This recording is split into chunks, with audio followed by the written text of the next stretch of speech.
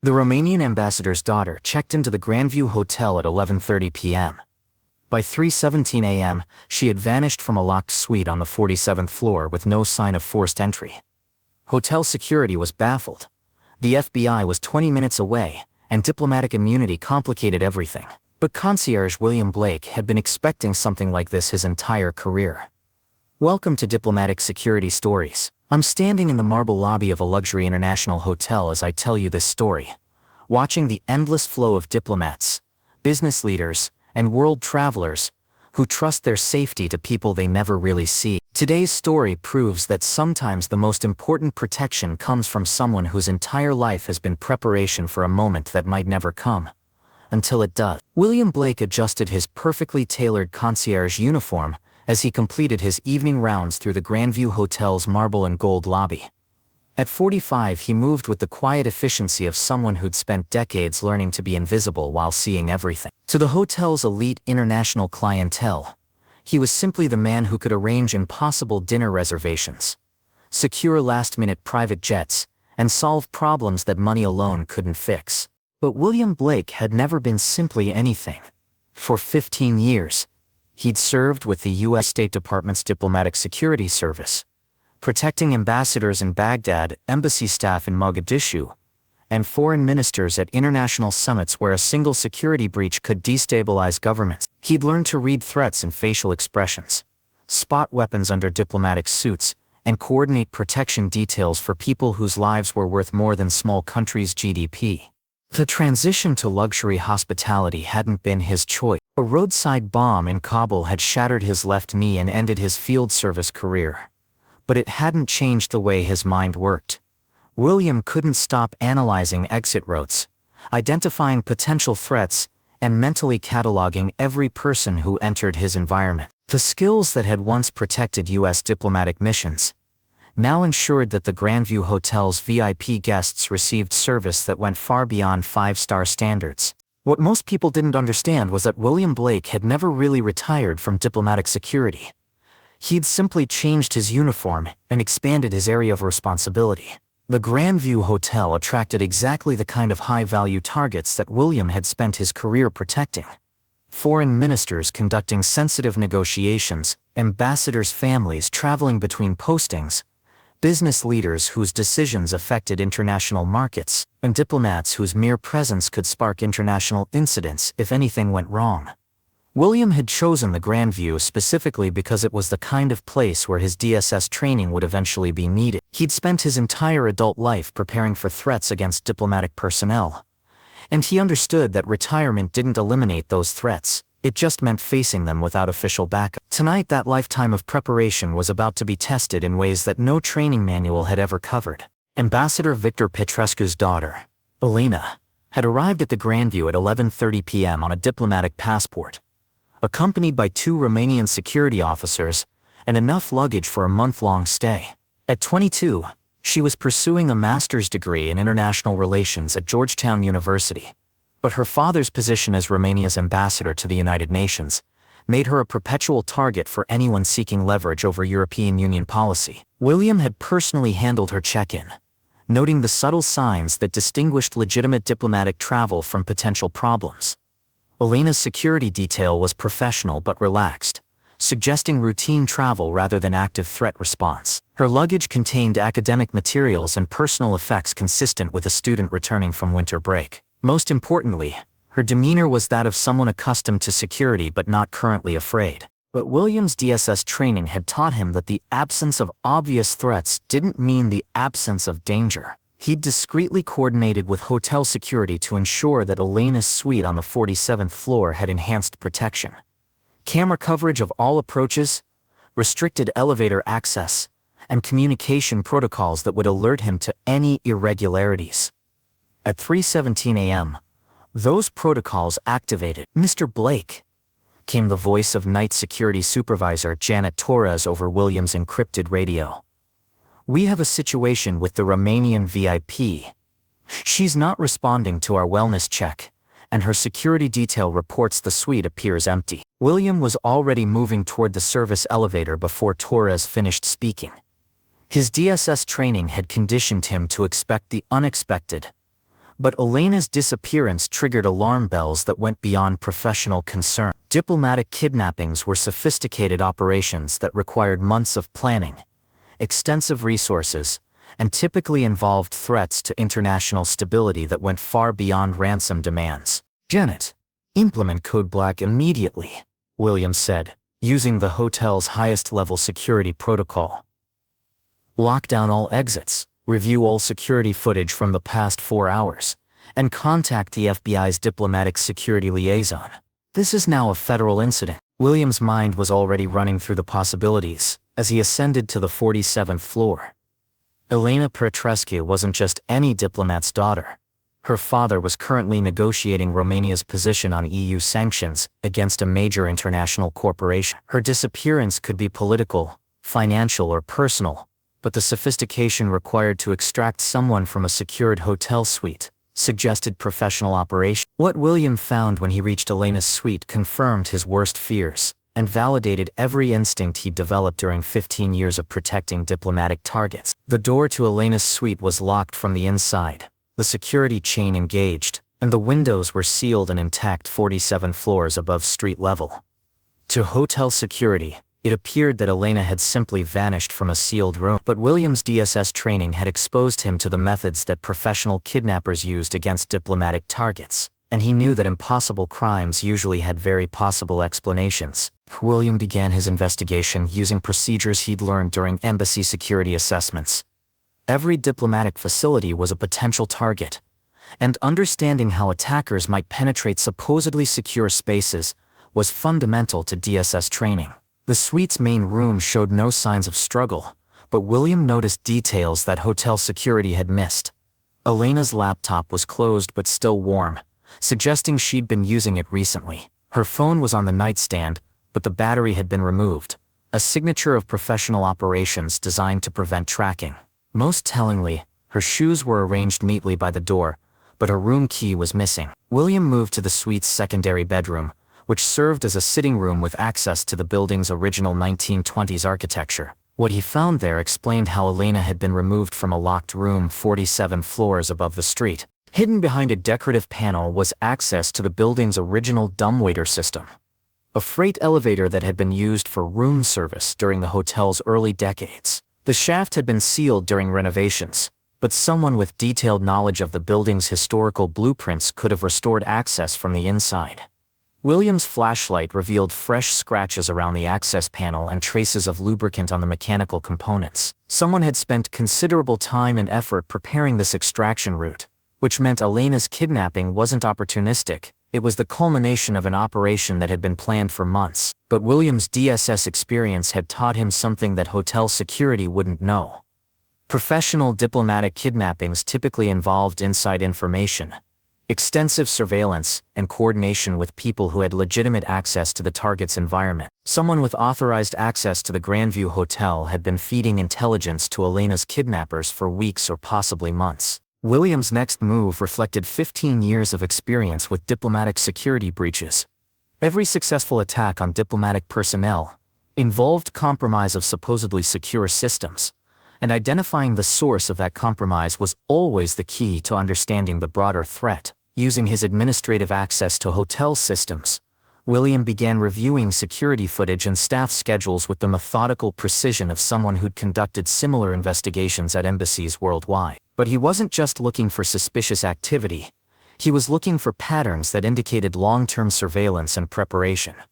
What he found confirmed his suspicions about the sophistication of Elena's kidnappers. Over the past 3 months, hotel maintenance records showed unusual activity in the service areas near the sealed dumbwaiter system. Work orders had been filed for electrical upgrades and structural assessments that provided cover for someone to restore functionality to the abandoned freight system.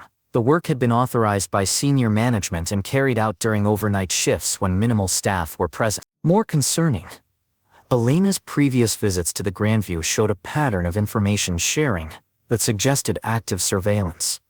Her room preferences, travel schedules, and security procedures had been documented in hotel records that were accessible to multiple staff members. Someone with insider access had been building a comprehensive intelligence file on Elena's habits and vulnerabilities.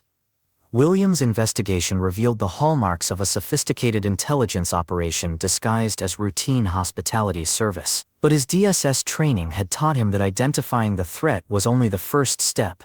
Neutralizing it required understanding the kidnappers' ultimate objectives and timeline. He activated his encrypted communication device and contacted a number he hadn't used in 2 years. Agent Patricia Hoffman, FBI Diplomatic Security Task Force. Hoffman. Patricia, this is William Blake. I have a Code 1 diplomatic kidnapping in progress. The silence that followed reflected the gravity of the situation.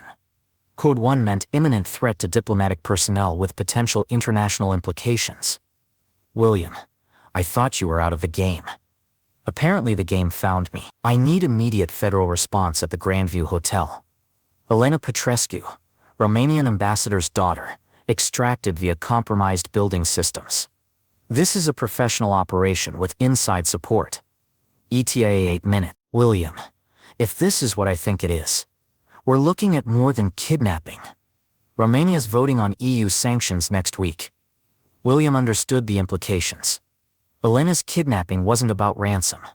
It was about political leverage during sensitive international negotiations. Her father would face impossible choices between his daughter's safety and his country's foreign policy position. But William Blake had spent 15 years learning that diplomatic terrorists made one consistent mistake. They underestimated the people whose entire careers had been spent preparing for exactly these situations. William's next decision violated hotel policy but aligned perfectly with his DSS training. Rather than waiting for federal backup, he was going to track Elena's kidnappers using skills and resources they wouldn't expect from Hotel Concierge. The Grandview's security systems were sophisticated but designed for conventional threats: robbery, trespassing, and standard criminal activity. What they weren't designed for was someone with diplomatic security clearance who understood how professional kidnapping operations functioned and how to disrupt them. William accessed the hotel's advanced surveillance network, which included not just internal cameras but traffic monitoring systems that covered the surrounding 6 blocks. Using pattern recognition software that he'd learned to operate during embassy security assessments, he began tracking vehicles that had entered and exited the hotel's vicinity during the relevant time frame. What he found was a textbook example of professional extraction planning. 3 vehicles had positioned themselves at strategic points around the hotel: one in the underground parking garage, one at the service entrance, and one on the street level. They'd coordinated their movements to create multiple extraction options while avoiding the main surveillance corridors. But the kidnappers had made one critical error. They'd assumed that hotel security operated like civilian law enforcement, with limited resources and reactive procedures. They hadn't planned for someone with federal training and access to resources that extended far beyond hotel property. William activated tracking protocols that he'd used to protect diplomatic convoys in hostile environments. The Grandview's location in downtown Washington, D.C., meant that federal surveillance networks covered the entire area with multiple layers of monitoring that most people never knew existed. Within minutes, William had identified the kidnappers' route and current location: a warehouse facility in southeast D.C. that specialized in international shipping. The choice of location revealed their extraction plan. Elena would be moved out of the country through diplomatic channels that would make federal interdiction extremely difficult. But William's DSS experience had taught him something that the kidnappers couldn't have anticipated. He knew exactly how diplomatic immunity worked, and how to neutralize it when it was being used to facilitate criminal activity. He made a second encrypted call, this time to a number that connected directly to the State Department's operations center. This is William Blake. DSS credentials Tango 74 Alpha. I have an active diplomatic kidnapping with suspected trafficking implication. Requesting immediate coordination with Justice Department for diplomatic immunity suspension. The response came without hesitation. Mr. Blake, we've been monitoring the situation.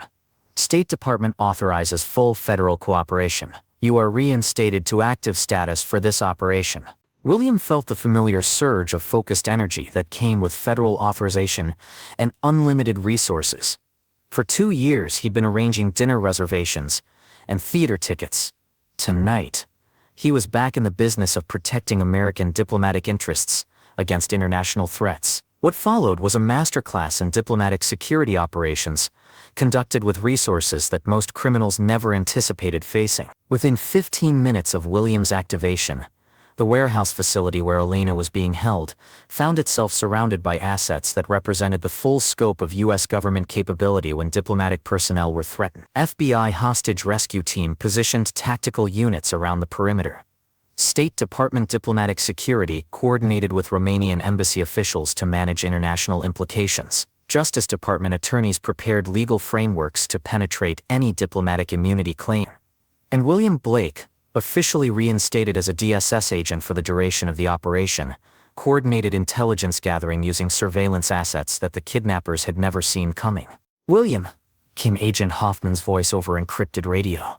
"We have visual confirmation on Elena. She's secured in the main warehouse facility, guarded by 4 individuals with European accents and diplomatic documentation." William's analysis was immediate and comprehensive. "Patricia, this is a Romanian internal operation. Someone in Ambassador Petrescu's circle is using diplomatic channels to pressure EU voting position. Elena's kidnapping is designed to look like international terrorism while actually being domestic political manipulation." The revelation changed everything. What had appeared to be foreign-sponsored kidnapping was actually an elaborate scheme by Romanian political factions to influence their own ambassadors' positions on EU sanctions. Elena had been taken by her own countrymen using diplomatic resources to create untraceable leverage over her father. "William," Hoffman continued, "how do we handle this without creating an international incident?" William's response reflected 15 years of experience with diplomatic complications. "We handle it the same way we'd handle any kidnapping of an American citizen on U.S. soil. Diplomatic immunity doesn't extend to kidnapping. And Romanian internal politics don't override federal jurisdiction when crimes are committed in Washington, D.C." The tactical operation that followed demonstrated why the U.S. Diplomatic Security Service was considered the gold standard for VIP protection worldwide. Elena was recovered without injury. Her kidnappers were arrested despite their diplomatic documentation, and the political manipulation scheme was exposed before it could influence EU sanction. But for William Blake, the most important outcome was simpler. A lifetime of preparation had been validated when it mattered most. 6 hours after Elena Petrescu had vanished from a locked suite 47 floors above the street, she was safely reunited with her father at the Romanian embassy, while federal prosecutors began the complex process of charging diplomatic personnel with kidnapping and political coercion. Ambassador Petrescu's statement to the media was brief but profound. "My daughter's safety was ensured by American security professionals who understood that diplomatic protection means protecting people, not politics." The United States has demonstrated once again why diplomatic personnel worldwide trust their lives to American expertise. But William Blake's role in the operation remained officially classified. To the media and the public, Elena had been rescued by federal agents responding to a routine kidnapping.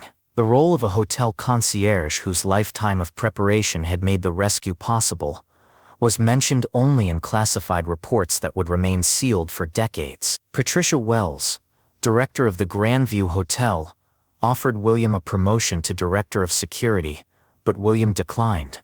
"Dr. Wells, I'm not interested in managing security. I'm interested in being security when it matters most." Agent Hoffman made a different offer.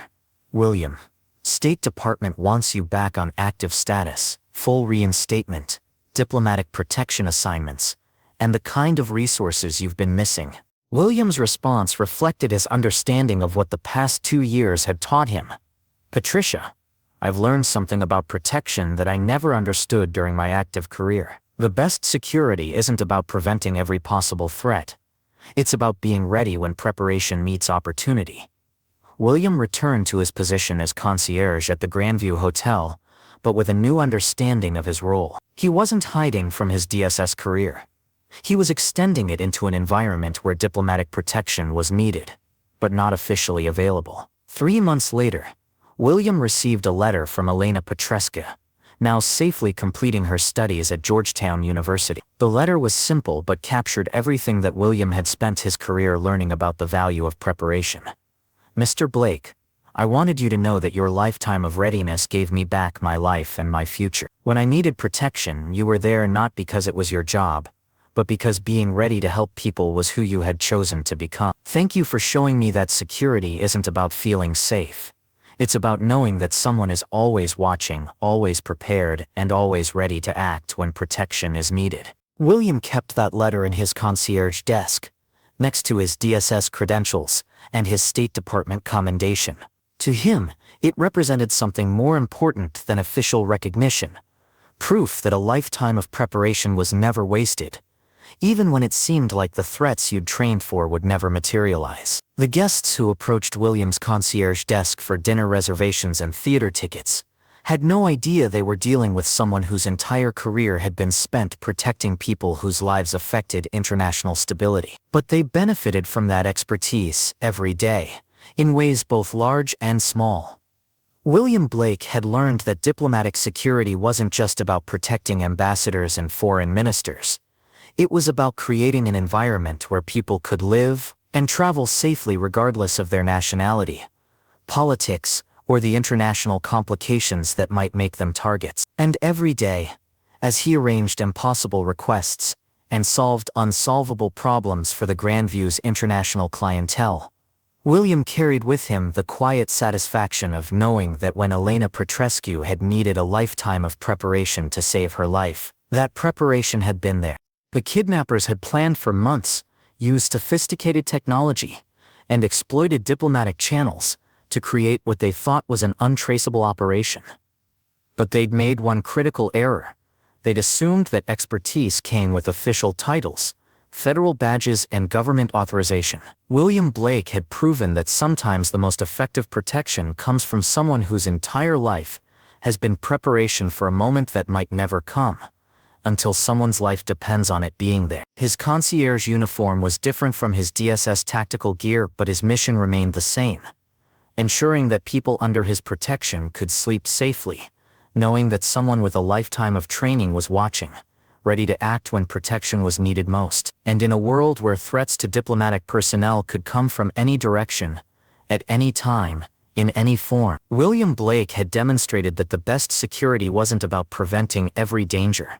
It was about being ready when a lifetime of preparation met a moment when someone's life hung in the balance. The most important protection, he'd learned, often came from people you'd never suspect, in places you'd never expect, from someone whose entire career had been spent getting ready for the one night when everything would depend on being prepared. If you enjoyed this story of lifelong preparation, diplomatic protection, and the moment when a lifetime of training met a crisis that demanded everything, don't forget to subscribe to Diplomatic Security Story. We explore the untold accounts of the professionals who protect international stability through expertise, dedication, and the readiness that comes from never really retiring from service.